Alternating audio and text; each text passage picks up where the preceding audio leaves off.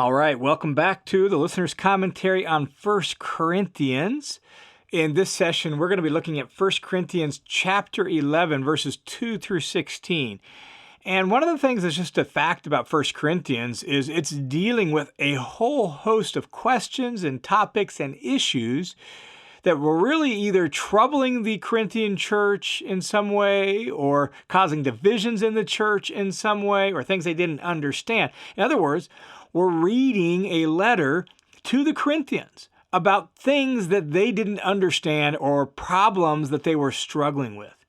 And that is certainly the case here in 1 Corinthians 11, 2 through 16.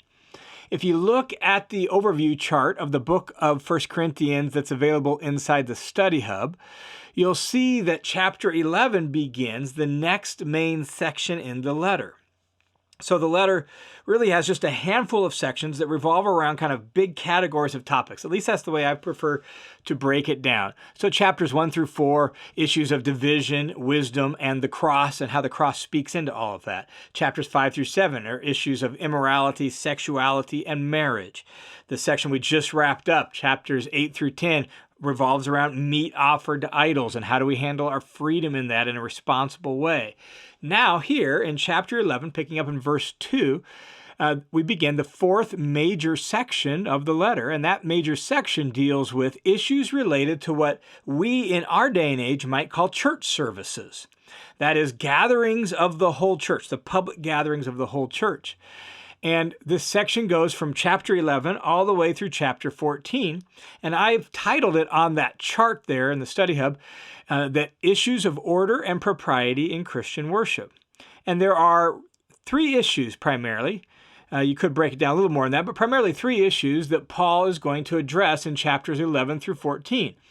The one that takes up the majority of the space is chapters 12 through 14, and that is the question of spiritual gifts and love, and specifically speaking in tongues in chapter 14. So that's 12 through 14. But here in chapter 11, there are two initial issues he tackles about public worship before getting to the issue of spiritual gifts in public worship. And those two issues are this. The first, the one we'll look at in this recording, verses 2 through 16, has to do with head coverings in worship. It's actually a subject that Paul says he praises them for. The second subject, the second issue here in chapter 11 is verses 17 through 34, and that has to do with really serious breach of unity and fellowship during the Lord's Supper. And that's a subject that Paul says, there's no way I could praise you for that. And so these two topics Paul's going to address in chapter 11. We'll take up the first one here. And Paul notes in verse 18 that he's heard about these subjects. In other words, it's not things that the Corinthians wrote about, but that he heard about. And in this session, we're going to look at that first one, head coverings in the large group gathering for worship. And let me just say at the outset that this is actually a very challenging passage. The whole passage in particular is challenging, but particularly just some specific lines within it. There's a lot of scholarly debate about some of the things Paul says here, but there's also a lot of consensus about the basics of what's being said. In fact, most of the debate revolves around not what's being said per se, although, like I said, some lines are really challenging. Much of the debate revolves around, well, what are the implications for today? What is the meaning for today? How do we apply that today? What does that suggest about this today, right? So the debate revolves around trying to understand what was said in the original context with a view towards, well, how does that speak to us today? And so the topic, head coverings in public worship, particularly while praying and prophesying in public worship. And guess what? Even though there's some scholarly debate today, the original purpose and the original application is 100% clear. That's what I find so funny. There's a lot of debate about this text, but to the Corinthians, no debate. They knew exactly what Paul wanted them to do. He's clarifying for them a universal practice in his churches. Paul says that this is the tradition I pass on in all the churches. I praise you for this. And so he's clarifying for them that how are men and women supposed to handle the issue of head coverings in worship. I think it's important to point out that Paul actually gives instructions to both men and women here, because sometimes this text has been misheard and misused to speak only to women. It's not speaking only to women. It's speaking to men and women about head coverings when prophesying or praying in public worship. So there's instructions to both. And what does Paul expect the men in the church at Corinth to do? Well, it's very clear. Don't wear a head covering when praying or prophesying in the large group gathering in church. So men, no head covering. What about the women? What does Paul expect the women in the church at Corinth to do? Well, Paul expects them, when praying or prophesying in church, to wear a head covering. The first thing to note is this. Paul just assumes that some of the women in Corinth were going to pray and prophesy as part of the public gathering. He assumes that. Just like he assumes the men are going to do that. And then he gives instructions on the head covering thing in relationship to that. So, while there are some legitimate questions and debates about some of what's said here and some of the lines that are said here, the basic instruction for the church at Corinth is actually just that clear. Men, no head coverings. Women, head coverings when you're praying and prophesying in worship. And it actually seems like most of the church is doing what Paul wants them to do quite well. But there's a few maybe who are not, or pushing the edge, or who are raising a little bit of contentiousness about this. And so the purpose of this paragraph in this letter is simply to affirm the church that they actually got this one right, and to encourage the few who aren't doing this, that here's what Paul teaches in all the churches, and I want you to kind of get on board with it.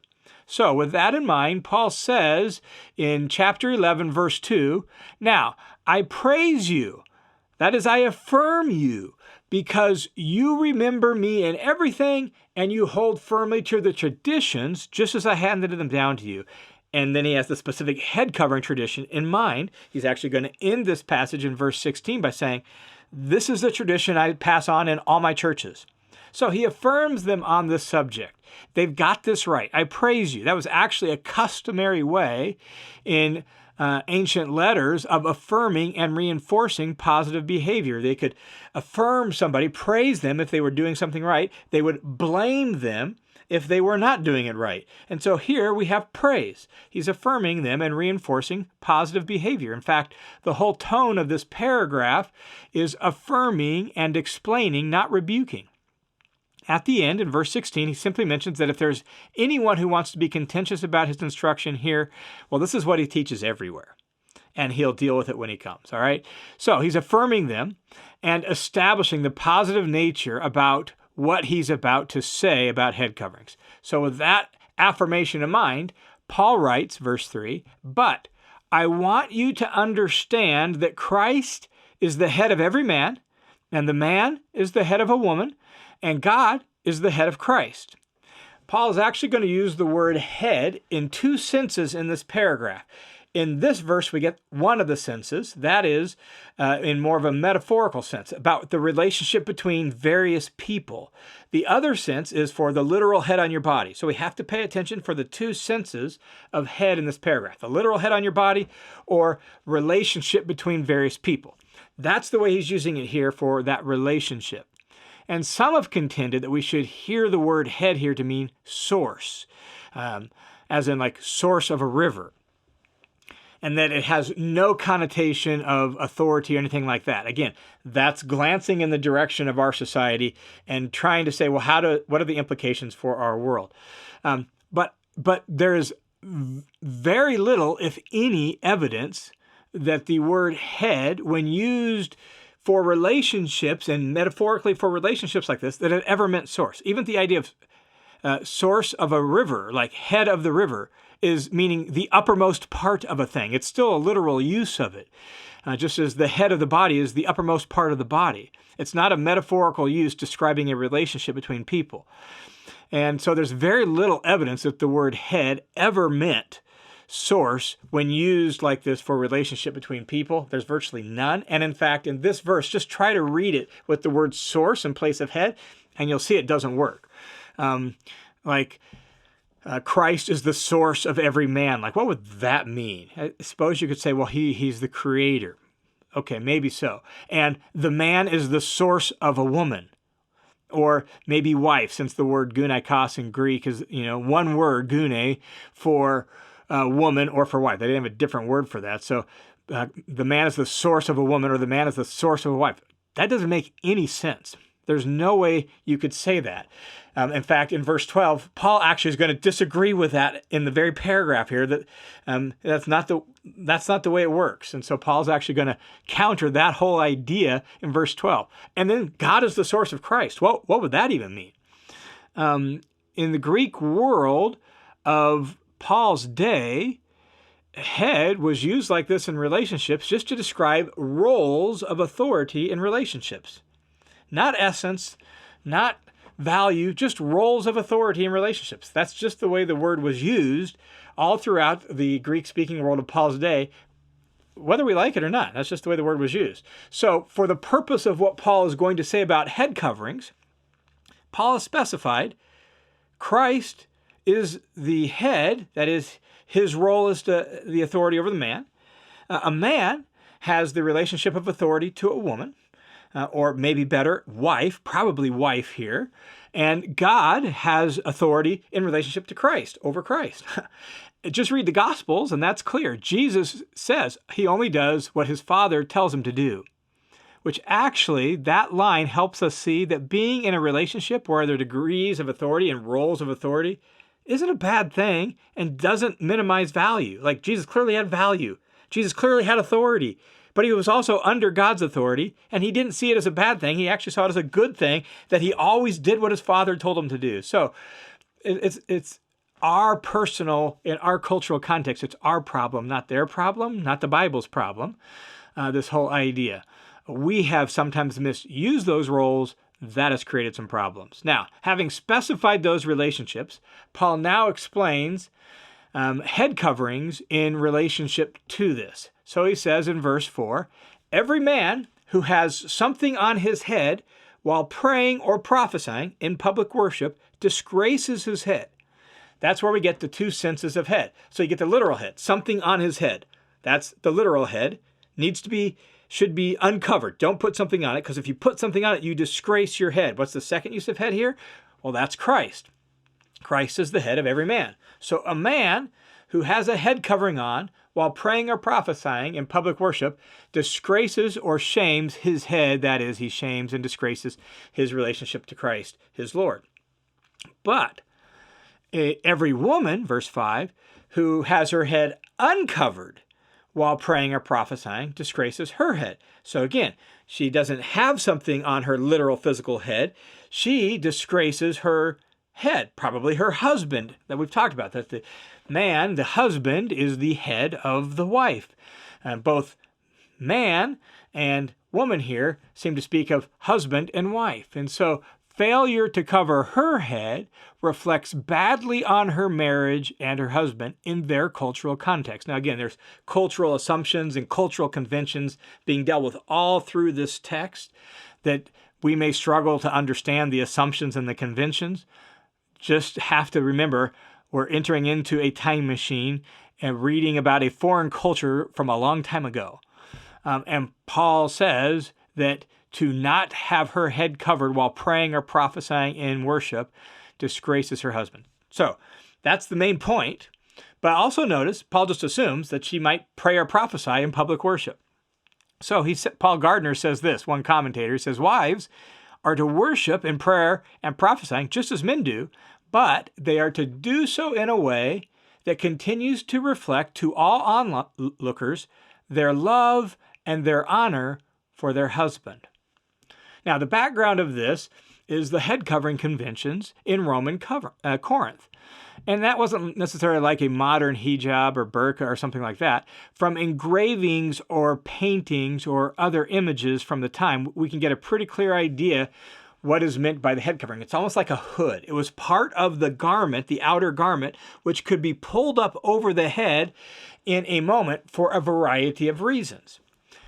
The problem here in this text is we don't know exactly what use of that hood, that covering, motivated Paul to to say what he says here. Like, what practice was influencing the Corinthians, and what practice was Paul wanting to either be in sync with or maybe be distinct from in the Greco-Roman world so that he passed it on to all his churches. We're just not totally sure about that. In fact, this is one of those times where the Corinthians knew exactly what Paul was addressing, and we don't. And that reminds us that we're reading someone else's mail. For example, we know that sometimes high-ranking Roman men could serve as a priest in a temple. And when they did the sacrifice part of the service, they would actually pull their hood up over their head. So does Paul bring this up because he wants to distinguish Christian worship from pagan worship? Or could it be that the head covering in such a setting was a symbol of status? Because it seems like that from what we can tell. And Paul didn't want such elitist status symbols to divide the church along the lines of wealth and social standing. Maybe. There's also some evidence that when women covered their head, that was viewed as an expression of modesty and chastity. And women who didn't have their head covered in public gatherings and when they were publicly presenting themselves were seen as lacking both modesty and chastity. There's evidence at this time in the Roman Empire that there was a move among some high-ranking Roman women to not cover their head, to kind of mark their independence and their status and their freedom. Is Paul wanting women to cover their head to say, no, we're not like that. We're not going to flaunt that. So there's definitely some cultural conditions and cultural customs that Paul is addressing by passing on the head covering practice to all his churches the way he does. We're just a far bit removed historically to totally know exactly what lies behind what Paul says. But based on what he says in this text, and based on what we know from history, it seems like gender expression, sexual propriety, and status seeking seem to be important to what he says. All right, so let's return back to the passage then and work our way down through it. So in verses 4 and 5, Paul tells the Corinthians exactly what he wants them to do when praying or prophesying in public worship. Men, no head covering. Women, head covering when praying or prophesying. Then he gives a reason for that. He says this, after he tells the women, cover your head when praying or prophesying, or else you bring shame on your husband, your head, for it is one and the same as the woman whose head is shaved. For if a woman doesn't cover her head, have her also cut off her hair. However, if it's disgraceful for a woman to have her hair cut off and her head shaved, well, then have her cover her head. Notice, again, cultural assumptions, cultural conditions. He's assuming correctly in their culture that to have their hair cut off or their head even shaved is disgraceful, and having their head uncovered without the hood pulled up over it when praying or prophesying would communicate really the same sort of thing that having a head shaved would. So what's the deal with hair cut off or head shaved? Well, in their culture, a shaved head was a sign of shame on a woman, and there's some evidence that it was actually used as a punishment for adultery. Sometimes maybe even used for just other forms of sexual impropriety.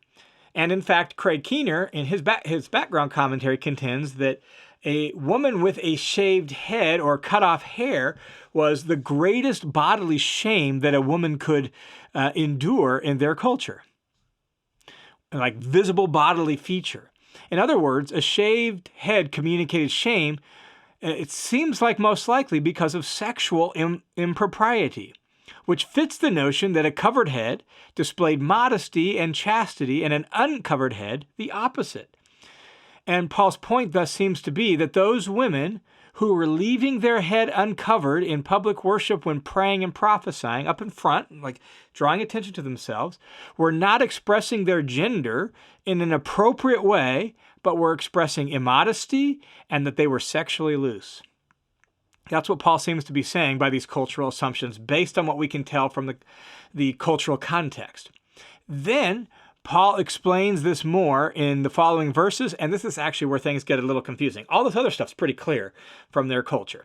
But beginning in verse 7, things get a little confusing. Paul says this in verse 7, "For a man should not have his head covered, since he's the image and glory of God. But a woman is the glory of man. And the implication is, and thus that's why she should have her head covered. What's Paul getting at here? Well, again, it's a little confusing, but it seems like in verses 7 and 8, Paul is reflecting the creation order that's found in Genesis, particularly in Genesis chapter 2.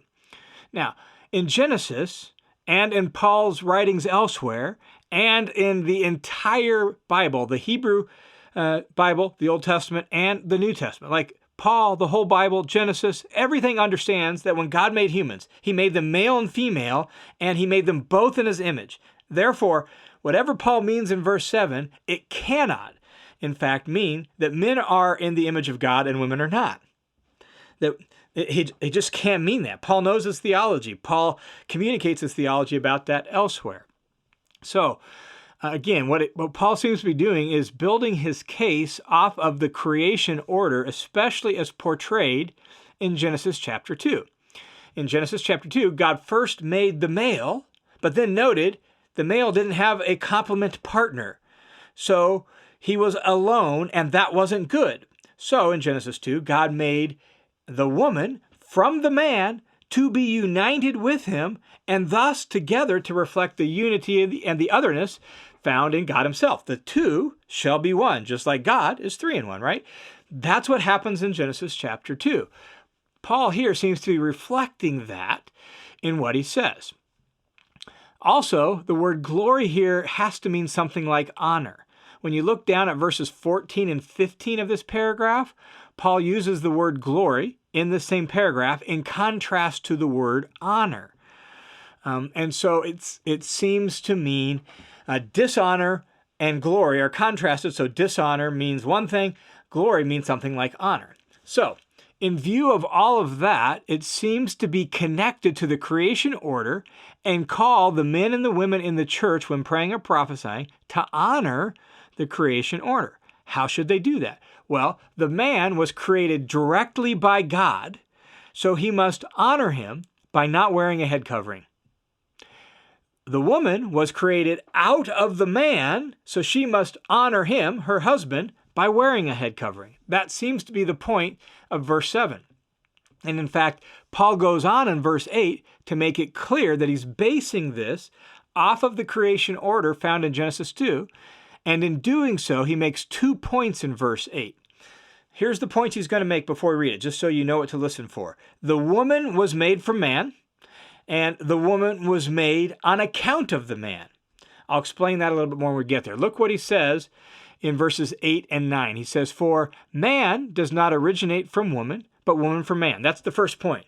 The man doesn't originate from woman, but woman from man. In other words, the woman was made from man. That's Genesis 2, right? And notice here in verse 8 that it begins with "for." He's giving a rationale. He's explaining, giving a basis for what he says. So Paul now bases the different gender expressions with regard to head coverings in public worship.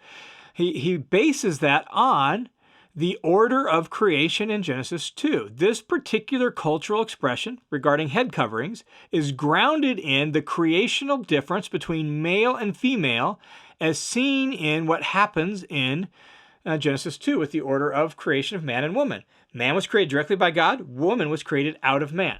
Now, verse 9 continues, "For," again, giving further explanation and grounding. "For, indeed, man was not created for the woman's sake, but the woman for the man's sake." Now, that could be really like, what are you getting at, Paul? Are you saying that the woman was made, to serve the man, to be his little whatever, right?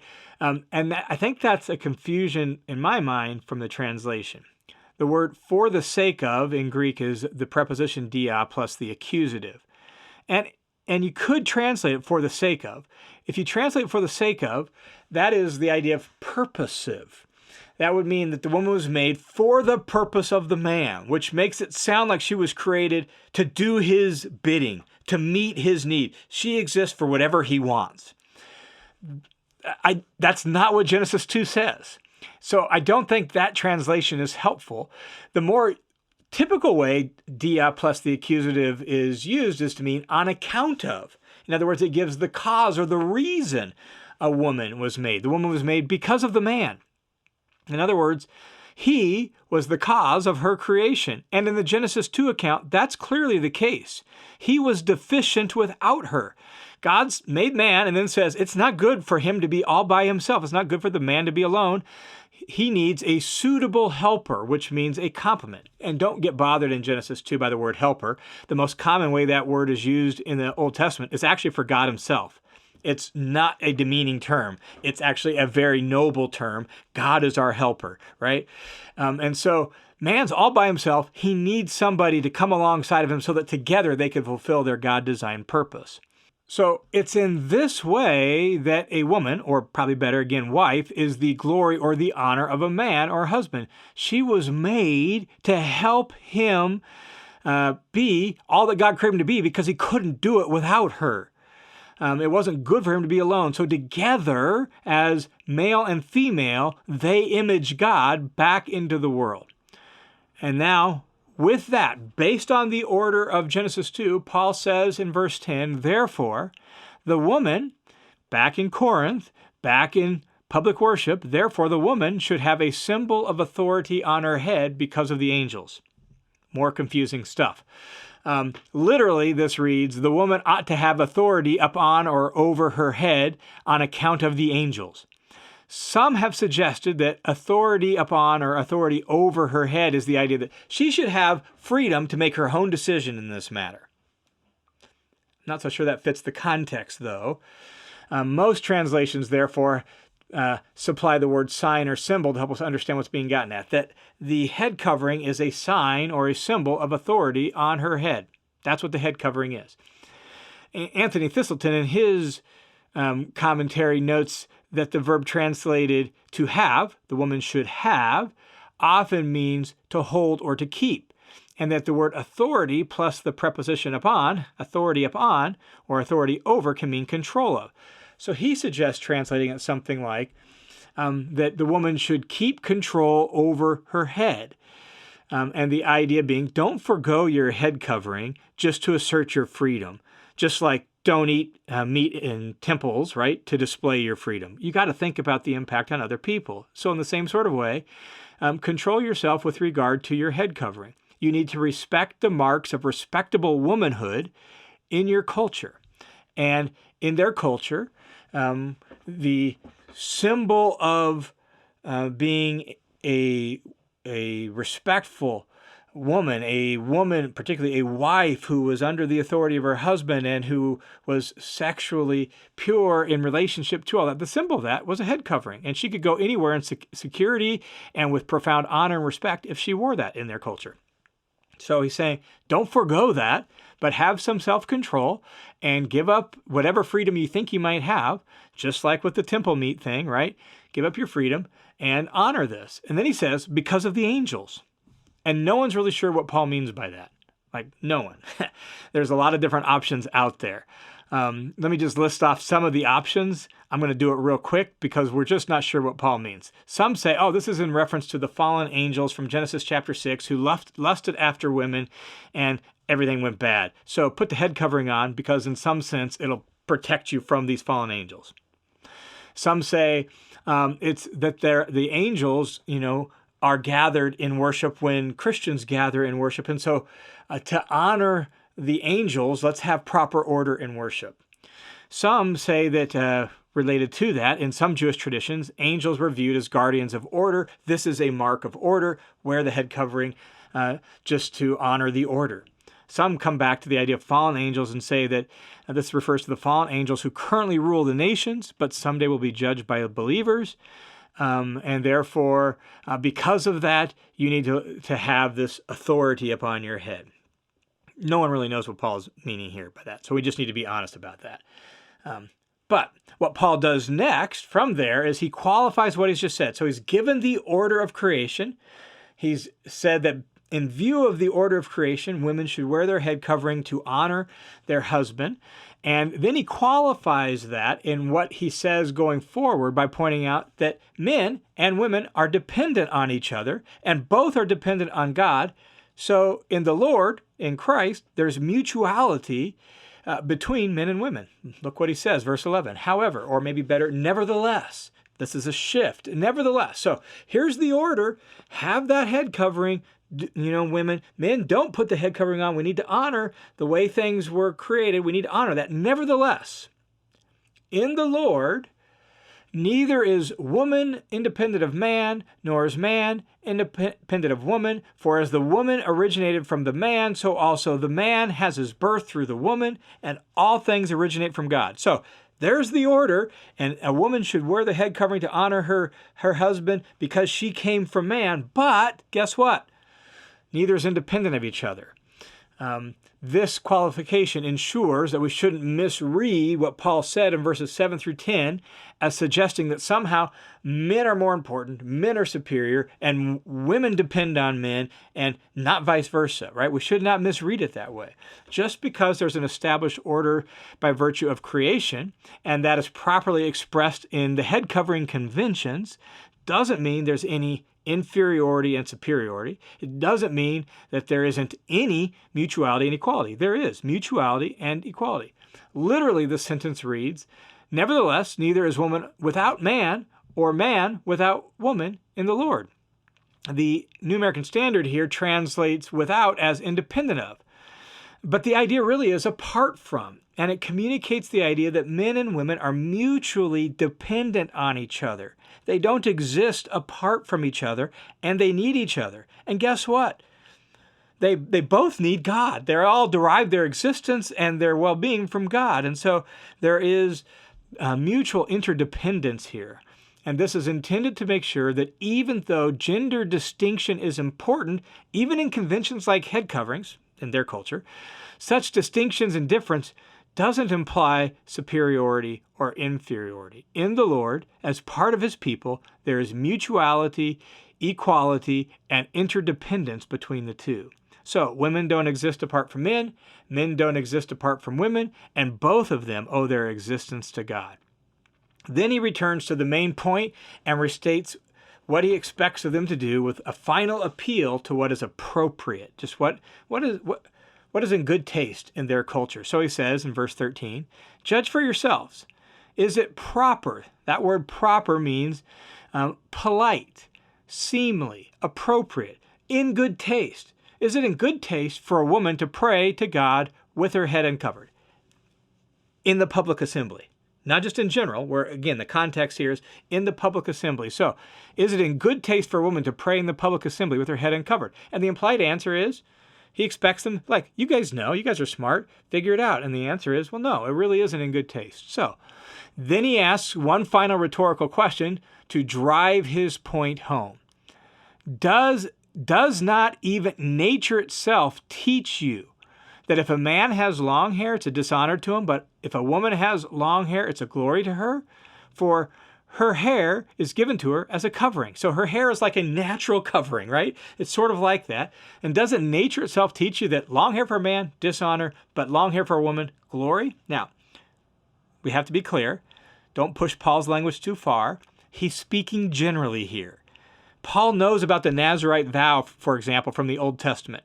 Paul knows the story of Samson. He knows that sometimes it is honorable for men to have long hair, that there's stories of a biblical hero who has long hair. He knows in their own Greco-Roman culture, he knows there's exceptions in Greek culture, even in Greek history. For example, the Spartans who marked themselves out with their long hair. He knows all this.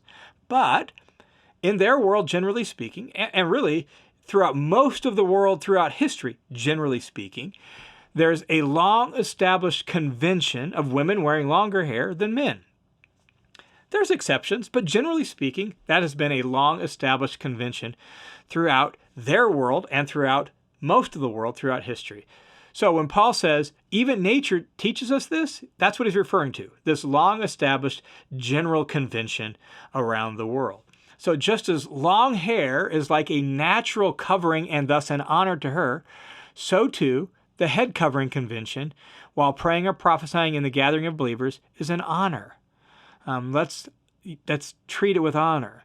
And then he says in verse 16, to wrap it up, but if anyone is inclined to be contentious about this, we have no other such practice, nor do the churches of God. This is just the general tradition and practice in the church.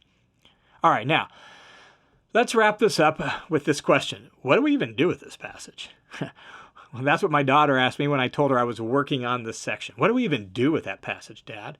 And it's a fair question. This is one of those places that reminds us that the Bible wasn't written to us. Yes, it was written for us as God's word, but it wasn't written to us. We're reading somebody else's mail. So what do you do with a text that is clearly addressing conventions and concerns that may not be ours? And that's the question of application.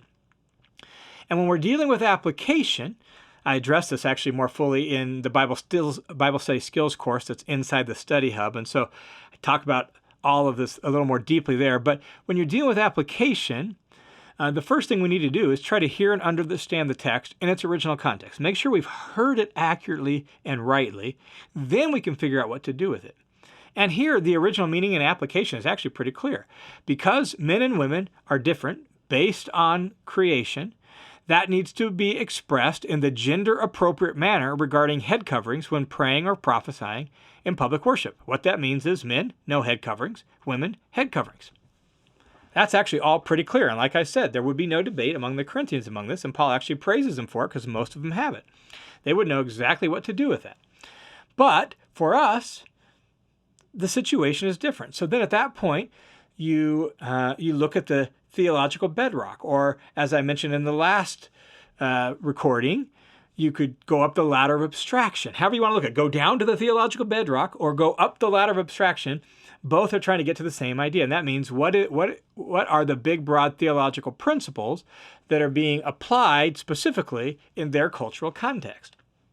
And here it's that men and women are different, but they're interdependent, and they must express their God-designed gender in appropriate ways, including clothing, in public worship, when they're going to be visible in public worship. I would actually also say that should probably include being mindful of what the clothing they wear communicates about sexual propriety. Because remember the bit about the shaved head. Paul's concerned about sexual propriety. So if you're in a culture in which head covering conventions still exist and express maleness and femaleness as it did in Corinth, and honor and marriage as it did in Corinth, then guess what? Apply this passage straight across. But if not, well, then what does? What kind of clothing conventions and other conventions express propriety and sexual propriety and maleness and femaleness in appropriate ways, in ways that are in good taste and make sense? One commentator says head coverings probably aren't the issue in most Western societies. However, there are still ways in which men and women can flaunt their disdain for convention and for gender differentiation and thus draw attention to themselves rather than to the Lord and His created order. So we should be aware of that.